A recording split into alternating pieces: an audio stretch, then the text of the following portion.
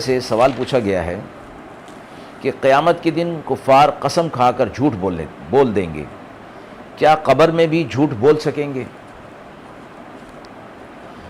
قبر کے سوال جواب میں احادیث صحیحہ میں یہ فرمایا گیا ہے کہ جب کافر سے پوچھا جائے گا کہ تیرا رب کون ہے اور محمد صلی اللہ علیہ وسلم کون ہے، تو وہ کہے گا ہا ہا لا ادری، یعنی ہائے ہائے مصیبت اور میری کمبختی بدبختی، میں کچھ نہیں جانتا۔ وہاں جھوٹ بولنے کا اختیار انہیں نہیں ہوگا۔ اگر جھوٹ بولنے کا اختیار ہوتا تو وہ کہہ دیتے کہ میرا رب اللہ ہے اور محمد صلی اللہ علیہ وسلم اللہ کے رسول ہیں۔ کافر لوگ اللہ کے سامنے جھوٹ بولنے پر قادر ہوں گے قیامت کے دن۔ وہ اپنی برے اعمال کا انکار کر دیں گے، یہ بھی جھوٹ ہے، اور دنیا کے اندر وہ تھوڑے وقت کے لیے رہے، ایک گھڑی رہے، یہ بھی جھوٹ ہے۔ لیکن فرشتوں کے سامنے وہ جھوٹ نہیں بول سکیں گے۔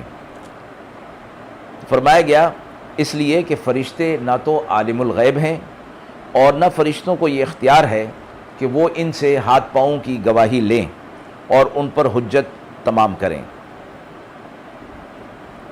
اگر ان کے سامنے جھوٹ بولنے کا اختیار ان کو دے دیا جاتا تو سب کافر فاجر عذاب قبر سے بے فکر ہو جاتے۔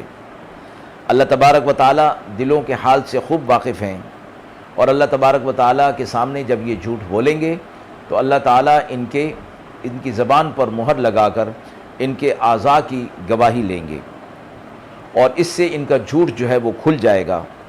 اس لیے محشر میں یہ آزادی دے دی گئی کہ اگر وہ جھوٹ بولتے بھی ہیں تو بول لیں، تو ان کا یہ جھوٹ بولنا ان کو فائدہ نہیں دے سکے گا، بلکہ اس وقت جو اللہ کی عدالت لگے گی اس میں ان کے جھوٹ بولنے سے کوئی خلل پیدا نہیں ہوگا اور انصاف قائم ہو کر رہے گا۔